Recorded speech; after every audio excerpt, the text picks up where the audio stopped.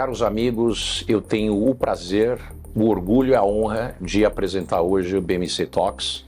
É a minha primeira vez fazendo isso e eu trago aqui uma das pessoas mais influentes no mundo da neurociência e o fundador do novo campo da economia, a neuroeconomia. Eu tenho o orgulho de trazer o meu ex-professor, meu amigo Paul Zak. Ele é professor na Claro Graduate University, que fica em Los Angeles, na Califórnia. Ele trabalha dentro da escola de negócios da Drucker School. Ele tem mais de 18 mil artigos publicados, 18 mil citações, mais de 20 mil citações, e é autor de diversos livros. E ele se tornou um empreendedor do mundo da neurociência, investindo num conceito que nós vamos discutir aqui, que chama imersão, ou immersion. E esse é o último livro publicado por ele, eu recomendo fortemente, porque ele traz noções, dicas e ferramentas para que nós possamos ter melhor condição de venda dos nossos produtos e dos nossos serviços, criando experiências fantásticas. O nome do livro é Imersão, a ciência do extraordinário e a fonte da felicidade. Eu sei que é um tema bastante amplo, mas nós vamos decifrar isso com o Paul. Hi, Paul, how are you doing? Hello, so nice to be here with you. It's an enormous pleasure to have you in Brazil and visiting my country. I know you've been here several times, and you know Brazil quite well, don't you? A little bit, yeah, many times here, and love the country and love the people. Well, it's an honor for us here at BM&C to have you and host you for this hour, and have the opportunity to pick your brains. You have a huge brain. I have been saying that you will probably get the Nobel Prize in Economics for neuroeconomics. And I'm honored to have been your student before you, actually exactly at the cusp, when you start to breaking away with macroeconomics a little bit and going into the quest for what binds society and people together. And then you came out with your book, I think it was 2000, the moral molecule. 2011, yeah. So one of the things I was going to ask you, how do you go from this macro level when you're understanding what binds societies, what makes societies work, and you happen upon the moral molecule? So you went from the macroeconomic quest of understanding how societies function better, which societies and why, and the ones that don't function very well, why they don't function very well. And there was a prescription in the book. And all of a sudden, you were talking about morality. So we're going back to the first book that created the science of economics, the theory of moral sentiments. Moral sentiments, exactly. Right. Adam Smith wrote that book, which is not as well known as The Wealth of Nations, but it's probably more important. I agree. So you go back to the very origin, but with the latest neuroscience and technology. How did you happen upon that? Yeah, it's a good question. The work I did to understand why some countries are rich and some countries are poor, I think is one of the fundamental questions in economics.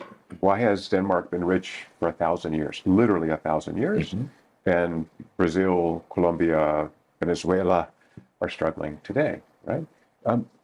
What we discovered was that the strongest predictor to date that economists have found to understand why countries grow and have high living standards versus have low living standards is interpersonal trust. It's kind of a sufficient statistic that tells us that the formal sector and the informal sector both work effectively. I can take two random people in Sao Paulo and they can voluntarily choose to engage in business. That's easy, right? They can shake hands, maybe there's something that's signed and it works. So it means the formal sector works, but also the informal sector. I can meet lots of people. This is Adam Smith, extent of the market, and grow. So this work had a lot of impact.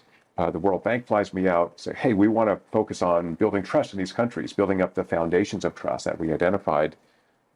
And they said, by the way, for a given country, if two people meet each other, why would they ever trust each other? And at first, I tossed off the question. And then, you're in the shower one morning, you go, if I'm a trust expert and I can't answer the most basic question of why I would trust you or you would trust me, I'm kind of full of crap. So let's work on that problem. And that problem led to really no answers in any of the ologies. Psychology, sociology, economics certainly didn't have it.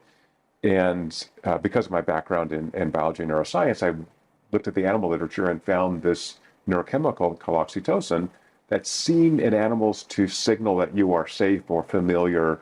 I can engage in interactions with you.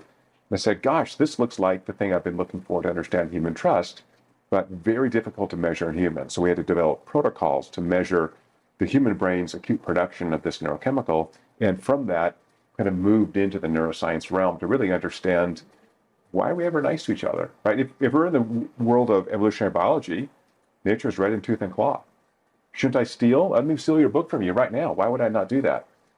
The world's a small place. We talk to each other. We have memories, right? So when you start thinking about, if you will, good and bad behavior, it's not only interpersonal war, murder, but it's about economic exchange as well, right? If we're choosing to come together to exchange, and I can't have a reasonable expectation that you're going to play nice with me, I'm not going to exchange with you. And then the extent of the market's much smaller. So we see this in very unstable countries. Sorry for the long answer. No, this is perfect. See, for unstable countries where you see economic interactions only with family members or your clan or your tribe. And, going back to Adam Smith, the extent of the market is very small. But in many places, including Brazil and the US, I can pretty much do business with almost What anyone. you're saying is very interesting. Darren Acemoglu wrote a book in several papers about this. Back in the Venetian Empire time, we're talking about the 16th century, Venice and the Mamluk empires were as big, and they controlled pretty much the same area. Right. Venice had very well established trading practices in reciprocity between all the outposts. And they didn't need to have Venetian people running the show at these places. They had outposts who they paid people in the exchange. It was a professional type of relationship. But it was not part of the clan or the race or the ethnicity. Right. The Mamelukes, on the other hand, they only did the same type of trade that the Venetians did with Mamelukes, and normally within the family or the extended family of the leaders of the empire. One empire disappeared, was conquered by the Venetians, who took all their strongholds. And the Venetian, because of what you're saying, but nobody, Acemoglu said that it was institutions, and I agree fully, institutions are fundamental for this. But there is something that we, as traditional economists, don't ask. There's something that precedes the institutions. There is an innate desire to make things work, therefore we create norms. This innate desire to make things work is what you're telling us, that it precedes even rationality. Is that what you're telling us? I would go further than that. You're correct. I agree that as social creatures, it's very natural for us to join together very rapidly and work on joint projects. That's what social creatures do across, all animal species. So it's not unnatural for us to go and work. Marx is completely wrong. There's no exploitation. It's voluntary exchange. I'm going to exchange my labor for some money.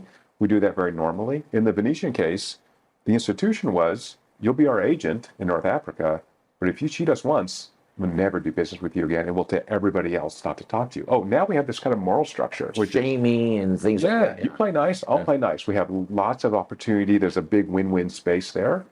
You play bad, I'll play worse. So the value of the neuroscience of this is we can ask, why do some individuals play badly? What are the factors that inhibit, for example, oxytocin release? What promotes it? Why do we see some countries in which we see lots of, quote, bad behavior, if you will, and others where you don't? So there's this interesting coevolution of norms, of behavior, culture, if you will, and what happens in the brain, right? We're adapting to our environment. So if I show up in, I don't want to, let's say Kabul, Afghanistan. I don't want to hurt anybody who's listening.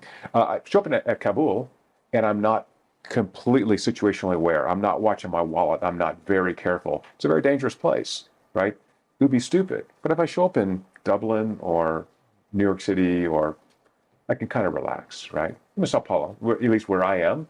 Very safe. The loss of neighborhoods, we know that. You know, I can't help but ask this question. How come Brazil, it's a country with medium income,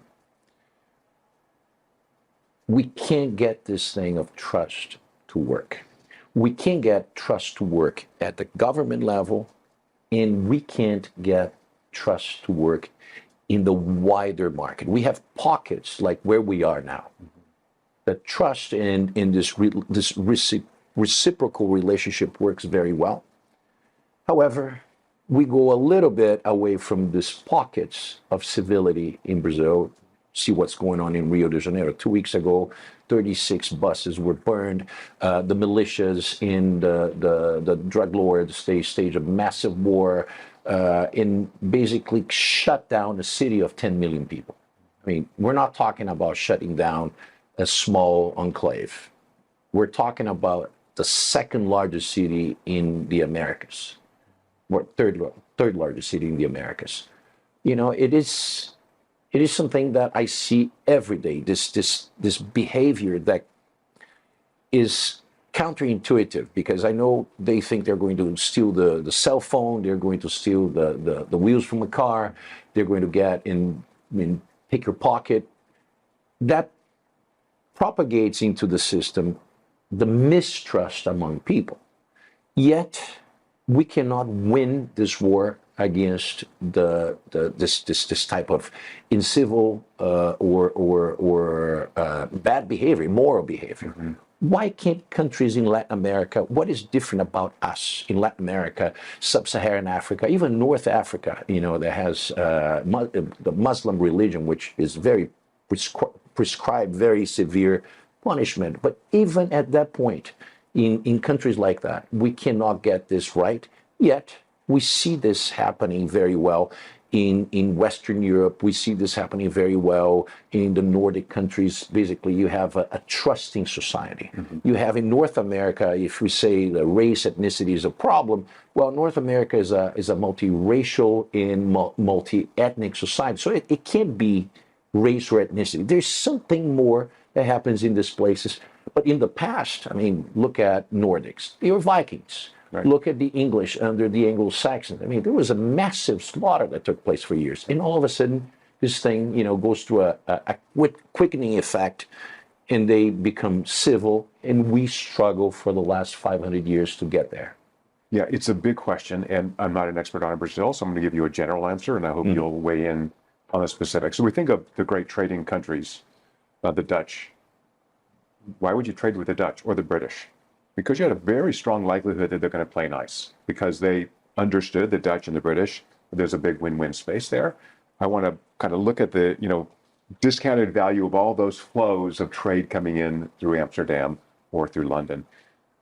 It's much easier to do that, contra the Venetian example, when there are 4 last names. When we all speak a language.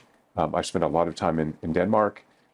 5.5 million people, they all speak the same language, no one else speaks Danish, you know, very high interpersonal trust, but also that is reflected in low levels of government corruption. So let me go to neuroscience now for just a second. As social creatures, we follow leaders. So if we see institutionalized corruption, this is the world we live in. We live in this world where take what you can, because, hey, who knows what happens tomorrow. So the first thing is, you know, I think getting as much corruption out of the institutions as possible, so that we're sending a signal, very much like the under Rudy Giuliani in New York City, when it was just a complete mess in the 70s and early 80s, this broken windows program. Let's just start fixing everything so that we have a base of quality, and when we see deviations, we can fix those deviations, and we're setting expectations for how we behave. The second is, you know, which you all know intuitively, if you grow up in poverty, the systems in the brain that allow us to find that reciprocal win-win space tend to be degraded. If you are neglected, abused, undernourished, then the last part of the brain, which is this area for social connection, that doesn't wire up until you're in your 20s.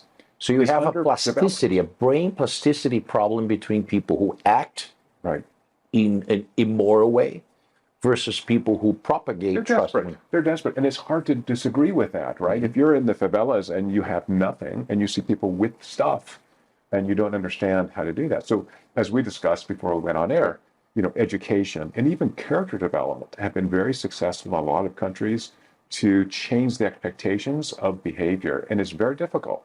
But also Brazil, giant country, very heterogeneous.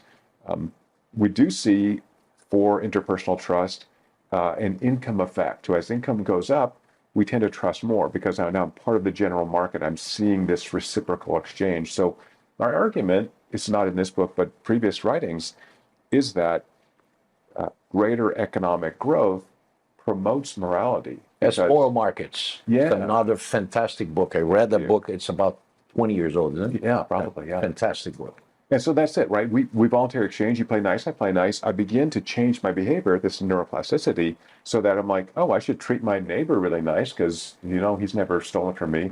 And so it promotes moral behavior. It's interesting because there's a factor, there's an endogenous factor here that when I reciprocate a nice behavior from the standpoint of a market exchange that is not mandated by anybody. You don't have to buy from somebody. It's free exchange. Right. There is a release of oxytocin. It's pretty much like being hugged by you. Mm-hmm. So when I go to the supermarket and I freely choose which brand I'm going to buy, and I go to the cashier and I pay and I get out and I say, they didn't do anything. They didn't try to change the price on me. All of a sudden, that's one of the problems with souks, because you haggle so much. It's so inefficient. There's an enormous transaction cost at souks. I remember in Turkey trying to buy a carpet, this nice rug. An hour, right? It took me way more than an hour, and the guy wouldn't let me go. And it completely different. If I had a price tag that said, "This is Persian. This is whatever it is. Mm-hmm. This is cashmere. This is how much it costs." I go over there. The guy that doesn't try to scam me, I shake his hand, and I'm done in about 5 minutes. Is that relationship on itself creates a sensation of well-being? That's what I get. This is what I get from your books. Right. And so what we need to do is create opportunities for people to pull themselves up. So greater educational opportunities, greater market integration.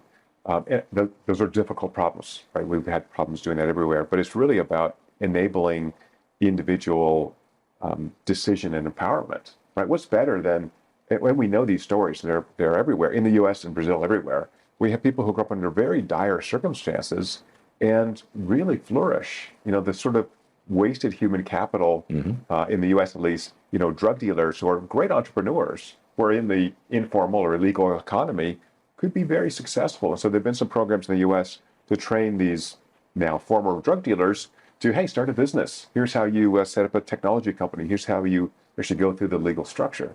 So if we make that easier, right? Think of taking guys from the favelas and training them to be entrepreneurs. It'd be awesome.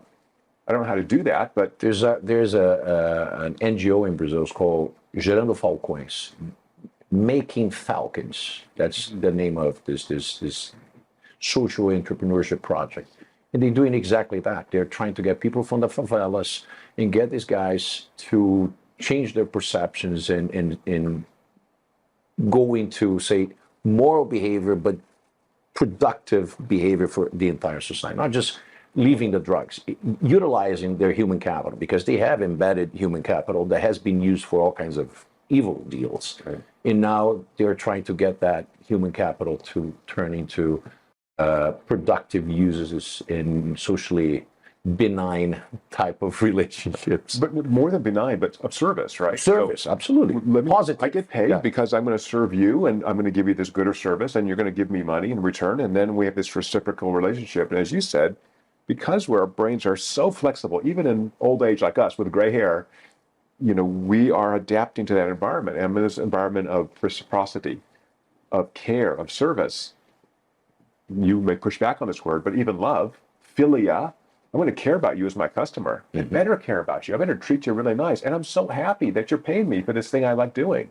It's very interesting because this reverts exactly to what Peter Drucker said as the reason of the firm, the nature of the firm, which as economists, we have this concept of the nature of the firm. Yeah.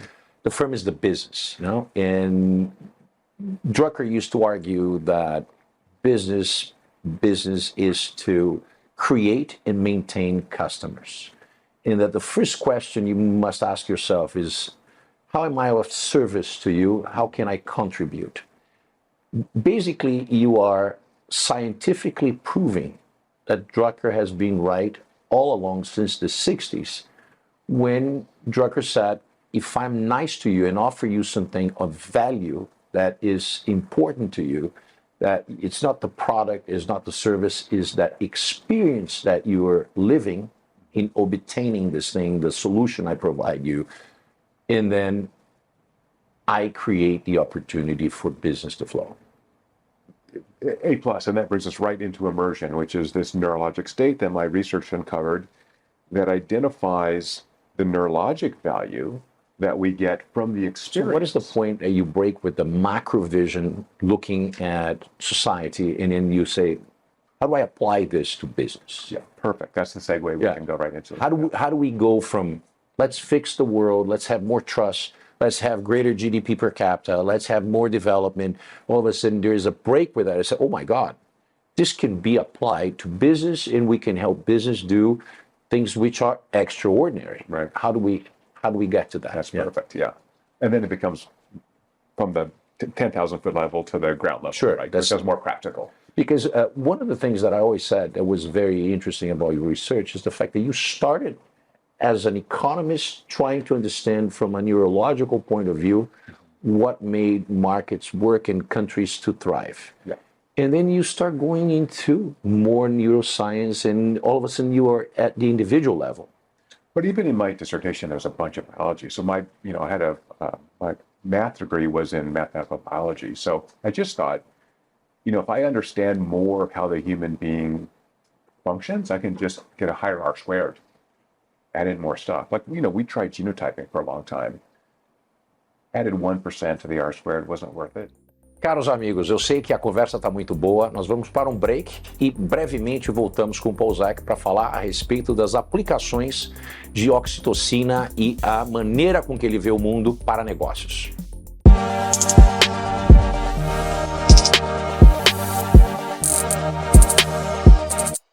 Hi, Paul. We're back now, and I have an interesting question for you because I follow your research since I was your student. And I noticed that you first started looking at the macro level. As an economist, a macroeconomist, you started looking, okay, how do I get countries, nations, people to thrive? What does it take to make people trust more, propagate behavior which is positive, summing to society? What are the big quest for development? How do we get people to go? You get into markets, moral markets, and all of a sudden you break with that and you start going into the very micro level, looking at individuals and businesses, and you see a clear application of your theories and your findings to how businesses can make more money understanding human beings. And you came up with the concept of immersion. And I'm fascinated by it because the data is so solid that you cannot say that, oh, come on, Paul is pushing it too hard. No, the data is very strong. So how did you do that? How you go, you narrow your focus? I can give you the honest answer or the dishonest answer. Which both of them. I like both of them. The dishonest answer is it is interesting on how do we drive up customer lifetime value? How do we actually make this experience so valuable that I want to keep going back and back to this business? I want to buy Tide detergent or whatever it is. The dishonest answer is I'm a cheap bastard and neuroscience is expensive. Okay. And post 9/11, we began working, my lab started being funded by the US military that tasked us with identifying combinations of signals in the brain that would accurately and consistently predict what people would do after a message or an experience. So they contracted with us to develop a neurologic prediction engine.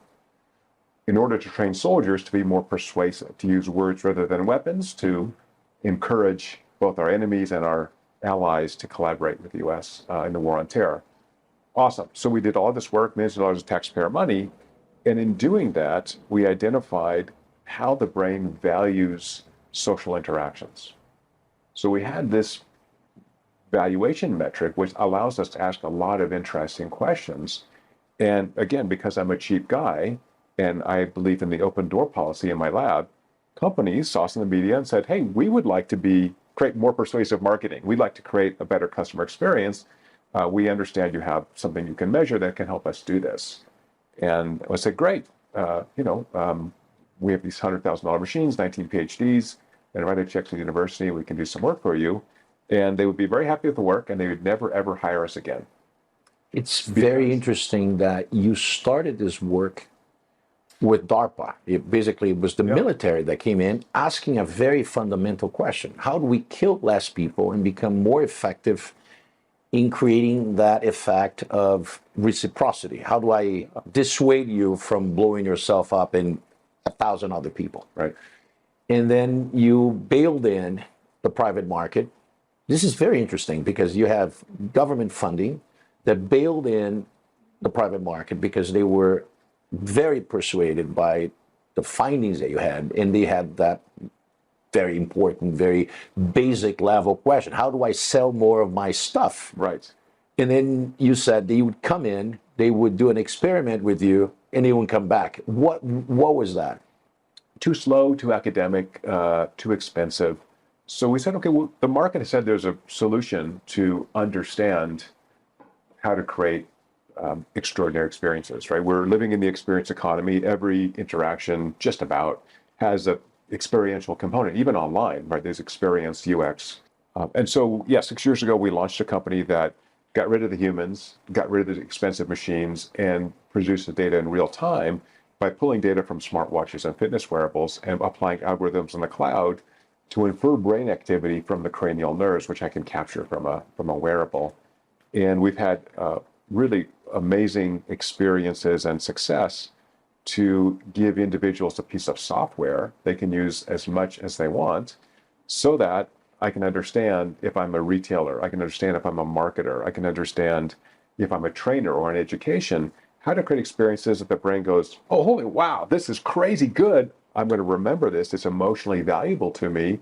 And we're back to the brain now. When those emotional experiences are very high, then that information saved in the brain in a very particular way that makes it more easily accessible later. So now when you ask me, what was your experience at the Four Seasons in Sydney? I'm like, crazy, good, amazing. 15 years ago, I checked in and they already knew my name. The doorman knew my name. How did that happen? They have a system. They know who's coming in. They have a picture. They're trying to make this such a homey experience. So if I want to stay somewhere around the world, I have a choice. Someone else is paying for it, even better. I'll stay at the Four Seasons because they treated me like it was my home. This experience you had at the Four Seasons is very interesting because in the past, when I was at Gallup, we worked working with what we call the gold standard in terms of service, in terms of employee and customer engagement, similar to what you're doing, but less scientific. Yeah. In one of our major clients was a hotel chain, very well-known hotel chain. And what they wanted to do was to standardize this golden standard of service. They have achieved somewhat, but they haven't been able to have the same standard everywhere. In your case, do you think you can get to standardize the service to become this exceptional or extraordinary experience for a chain of restaurants or a TV channel or for a movie producer to standardize this so this thing is always spot on, or it depends on the audience? So what is the deal here? Yeah, I think it's yes and. The standards are very important. Because I'm a cheap guy, you always want to find best practice somewhere in the world. So if I measured neurologic immersion in 12 of these different stores and I found the best one, then the question is, why is it best? What are they doing? So we've done work with luxury retailers in which, like in many things in the world, 20% of the sales associates sell 8% of the product. They want to figure out what that is and bottle it up, right? Let's train the other 80% to be as effective. And again, this is not like, there's no brainwashing here. It's creating an experience for that customer where he or she feels so comfortable, so recognized, so listened to, that that customer then wants to spend more money voluntarily. Again, you can say no. So we're talking essentially that experience in the satisfaction factor with being awed by this experience is an emotional level or an emotional hook that makes you want to buy or stay or propagate that experience. Yeah, creating a loyal customer, basically, so increasing customer lifetime value. The difficulty is these signals are deep in the old parts of the brain outside of conscious awareness. So we could just ask people, how much do you like this experience? Well, compared to what? What's the anchor there? My kids, my dog, the last movie? I mean, it's unclear. And so if liking predicted, we don't need, to measure emotions with technology. But since liking doesn't predict, right? This is the John Wanamaker quote about marketing, right? 80% of my marketing fails. I just don't know which 80%. So how do we solve that problem? And this is very powerful, because in the book you say explicitly, liking or disliking something doesn't predict buying it. And you say we buy a lot of things that we dislike, and we don't buy a lot of things that we like. So if we go a few layers deeper into this to say, what exactly is the trigger point that says, I'm going to buy this? So we're talking about the experience. The experience is paramount in basically letting you intentionally, because there's an element of intention here. I want to do this. So we're back to the roles of emotions. I mean, compare Apple and Microsoft. Absolutely. Right? Apple people are hardcore, love Apple. I'm in the ecosystem, I'm going to stay. Microsoft, that's a commodity kind of, right? And by the way, Microsoft knows this. I've been there, and they want to, be an Apple type area because it makes that product sticky. It's interesting you're saying, because last week I was doing a mentorship, and I was reading the mission, the vision, and the values of different companies. So my audience could understand the difference between them and select something that would be useful for their own business. And I selected Microsoft, and I also selected Apple. Apple is worried. Their concern, the reason to exist, is that you engage everybody, but they have a list of people they enumerate as being the target: students, creative professionals, academics, and then the society at large. But they had a choice, and they put a series of the people who they target. And they talk about the excellent experience and the ease of use of hardware and software.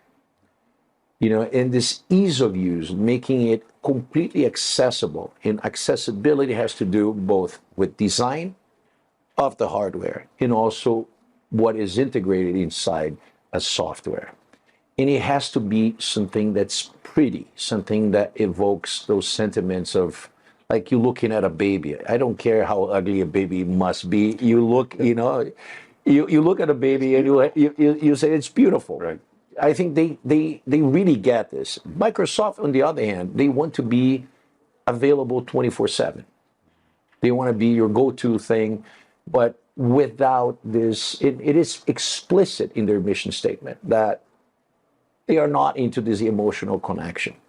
So as I was asking you, the question of emotions, the roles of emotions, are becoming even more realistic to study now that we have all this neuroscience, all this technology, including your immersion project, that we can measure, which is the most important thing, because we can compare things and we can measure, say, how much more can I get? How much less can I get? I can measure, for example, way beyond the liking. Is that point, the peak immersion point that you write so often in your book? how to get to that point. And of course, that is also a part of oxytocin. How do you get people to secrete oxytocin in an environment that may not be a traditional oxytocin release environment with hugs and cuddles and in a very close proximity relationship that you have with a familiar face, with a friend, with a parent, with a relative. That is amazing. That is the point where you really add something that is completely breakaway in creating this relationship that is ephemeral. It's ephemeral because I am here buying from you and then I'm going to go home. And it's not a lasting relationship. It's not my... Unless it's extraordinary. Yeah. It's extraordinary, like the Four Seasons, then it's like it's locked in my brain. So let's get practical. So Microsoft understands that they have to create a much better experience. They have built a very large storytelling group at Microsoft, which is why I was up there. We have found that this narrative arc is the most effective way to sustain neurologic immersion. So a narrative arc means I have characters, human scale characters, not data, one or two people I can understand who have a crisis. And from a marketing perspective, if that product or service solves that crisis or is part of the solution, then I have this increasing emotion. I go, oh, okay, if I were ever to be in this situation, Microsoft or Apple or Tide detergent is going to solve that crisis for me. And so, Microsoft has kind of got religion now that it's got to be an experience built into the product, or else it doesn't have that emotional hook that changes it from an ephemeral experience, transactional, to I love Apple or I love Microsoft. I'm a fan of Harley Davidson. I've had a bunch of different Harleys. I had so far over 60 bikes in my life. Wow. But most of the bikes I had, they were Harleys. I absolutely love them. And I know they are not the best bikes in the world. They are not the most efficient bikes in the world, the most sophisticated in terms of technology. I have a second bike, a Triumph, which is an ode to technology. It is embarked with the latest amazing technology. But if you ask me which one I prefer, if I had to have only one, I would stick with the Harley. Right. And I stick with the Harley, and it sounds like a cliche. There's a mythology around it. Because there is much more than just a bike. Right. And I'm a rational guy. I'm an economist. I studied math until I was dropping dead, literally. And you were one of the people that almost killed me with so much math.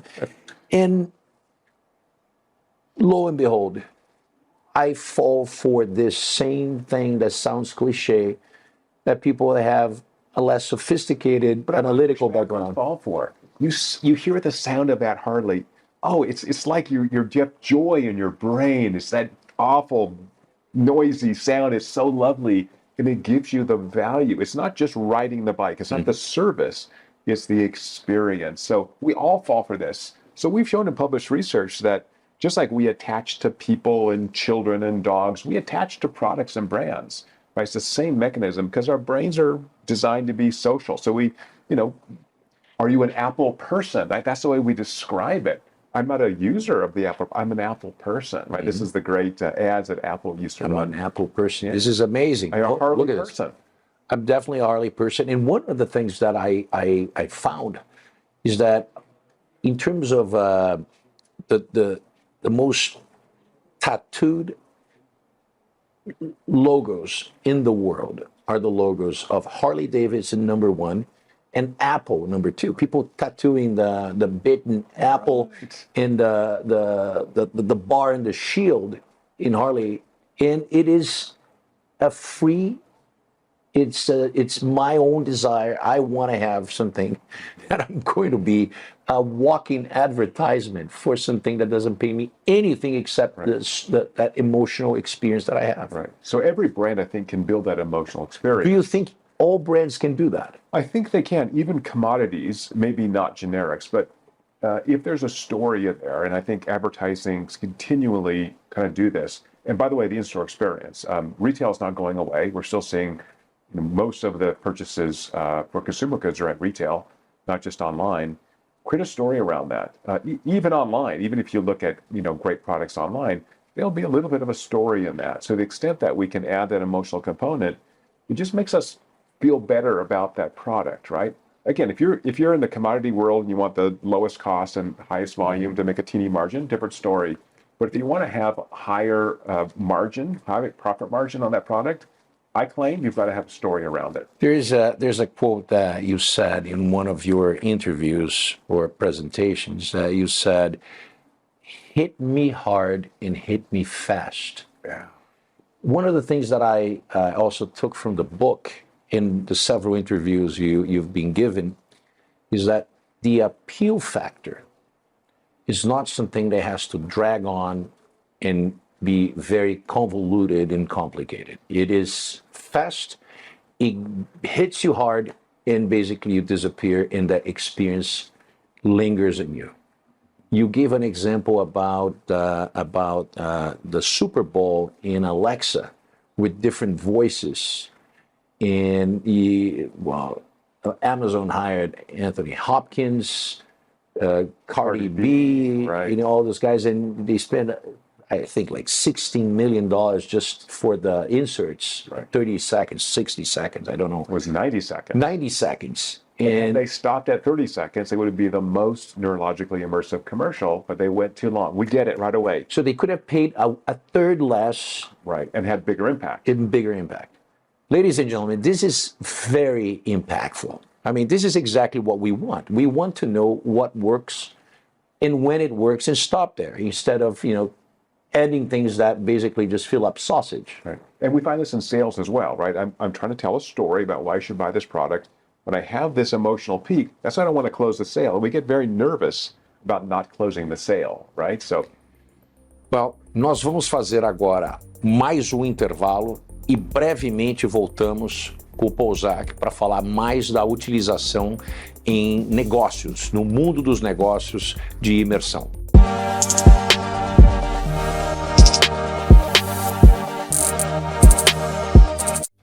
Bem, estamos de volta com o BM&C Talks, com Paul Zak, professor e neurocientista, fundador da neuroeconomia, falando a respeito de immersion. Paul, one of the questions that I have for you, I have so many questions. I could spend, probably a whole month asking you questions, and it's nice to talk to you.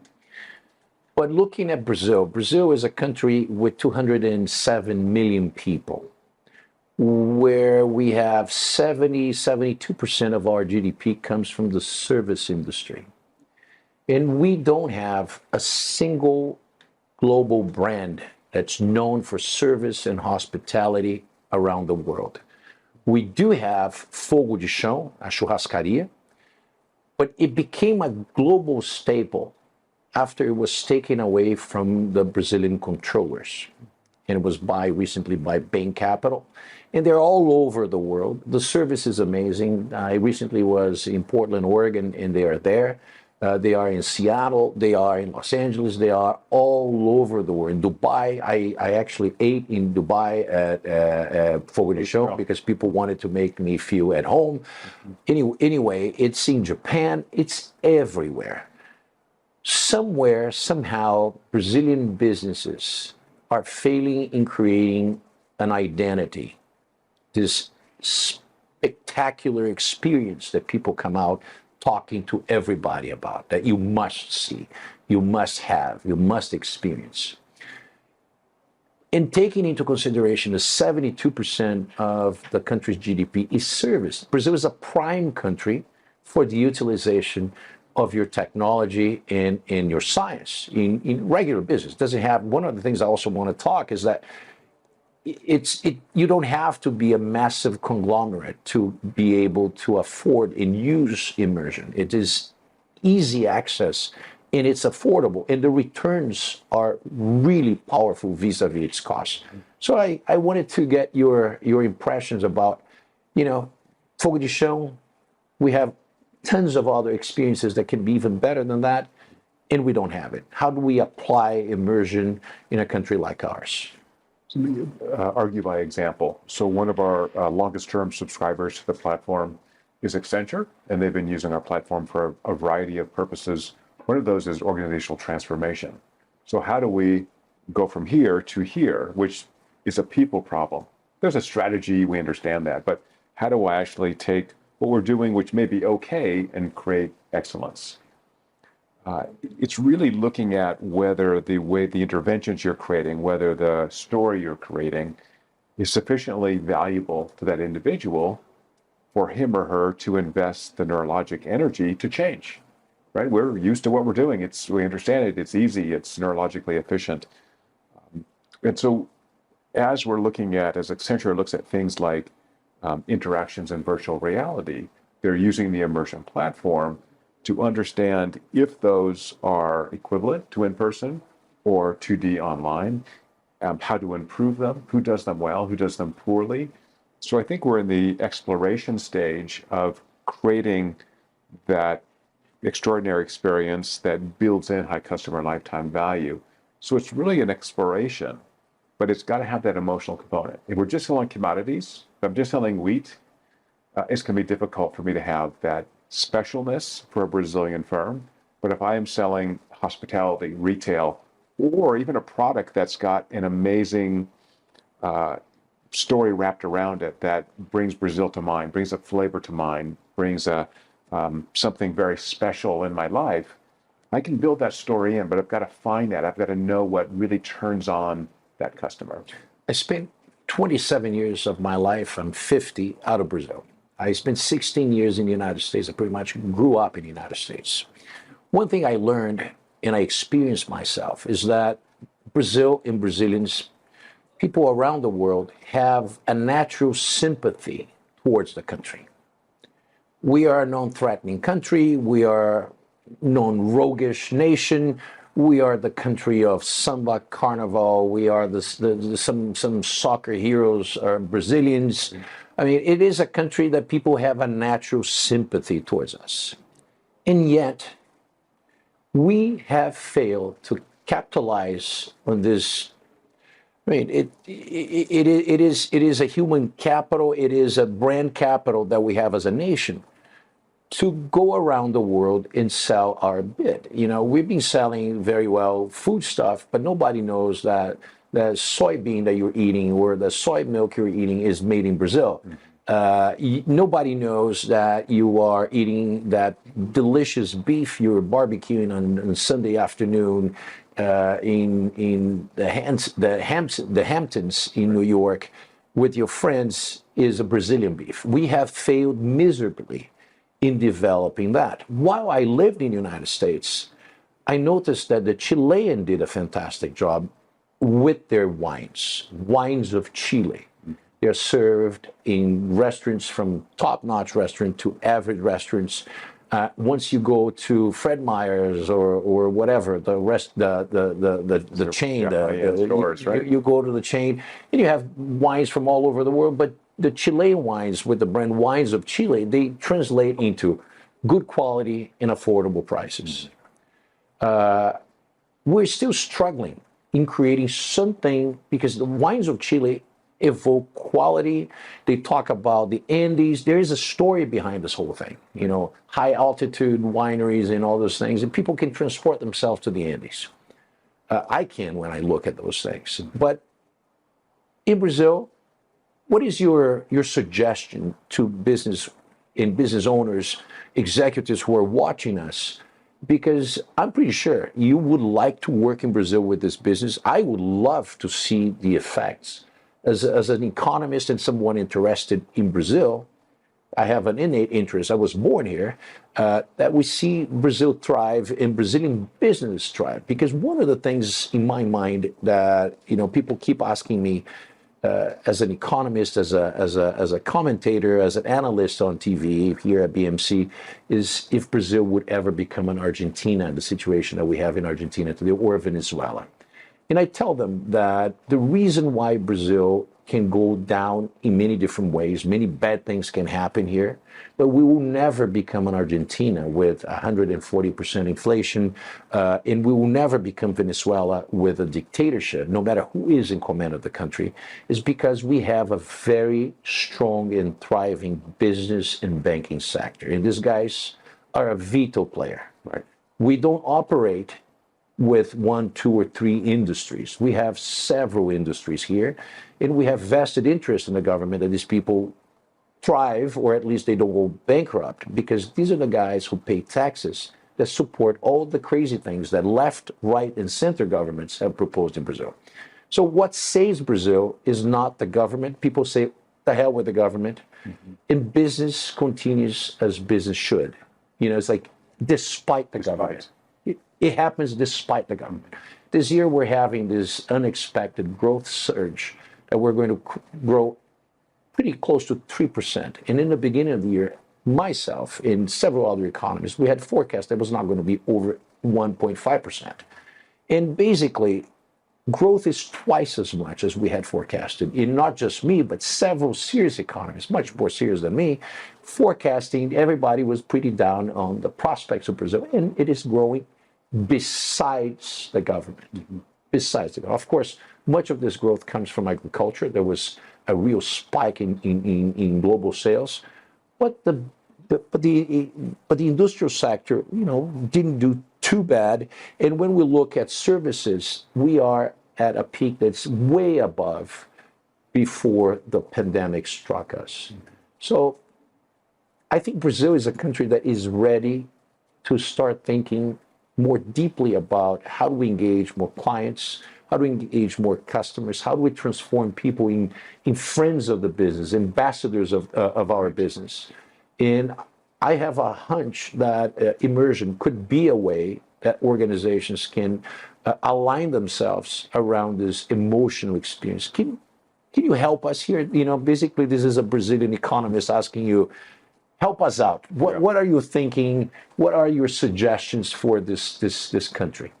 So one thing we've seen subscribers do to the platform, this is software, so anyone can use it, is to find neurologic superfans who is over the moon, who is so immersed in this experience that not only do they purchase the product or service, but they will tell others about it. Superfans. This is the name of the game. So find those superfans who can leverage all the work the business is doing so that you have much more impact, both locally and potentially globally. Who are the superfans for Brazilian wines? Who are the superfans in, say, another country? And engage those people. They want to help you. It's like the tattoo of Apple on your Harley, yeah. So if they love a Brazilian product or service, ask them to help you. They will do it, right? So it's really leveraging those superfans. And then, the answer is testing, right? So putting a Brazilian flag on every product, maybe it works. Maybe it's putting a little, palm tree. I don't really know. But we could test that and assess whether it reinforces, as you said, this sympathetic view of Brazil as a really interesting place, as a fun place, as an interesting culture, and use that to tell the story of the brand wrapped around this sympathy for Brazil. Very interesting. And when we talk about the utilization of your platform, one of the nice things is that most people, or a large proportion of people, have smartphones and smartwatches. And most of your testing is predicated in utilizing any brand. You are completely agnostic of smartwatches. How does it work? How do I test? How do I get people to test my brand or the story I'm pitching to you, whatever I want to sell you? I get my smartwatch. I have an Apple Watch, but you happen to have a different. No, you have an Apple, but you said Samsung yesterday that you can have any type of smartwatch. Right. What do you measure? What do you look? How does it work? Right. So businesses subscribe to the platform, and they can text or email marketing information, video, audio, whatever they want, to individuals who can view it on their phone or on their computer. They just download the free Immersion app, and then the business will get aggregated, anonymized data so they can see how effective that particular interaction is. It's real time, it's live, the data roll in, and it's a very effective way. You don't need to have a team of consultants come in and do these experiments. All online, and you get the results immediately. Cloud, online, you download, so it can't be easier than that. No.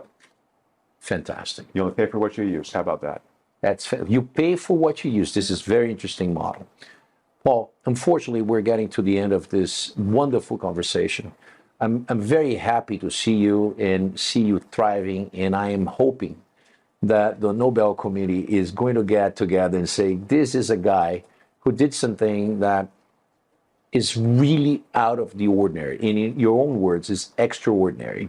And I thank you for your time. It is a great pleasure. BM&C Talks, hosting you here, and besides being your student and becoming your friend throughout this last 25 years, I'm very honored to have you here. Thank you very much. Don't forget to watch us. Não se esqueçam de nos assistir, pessoal. Vocês vão gostar. Chegamos ao fim. Agradeço mais uma vez a atenção de todos vocês. BM&C Talks. Muito obrigado. Paul Zak, neurocientista, professor da Claro Graduate University.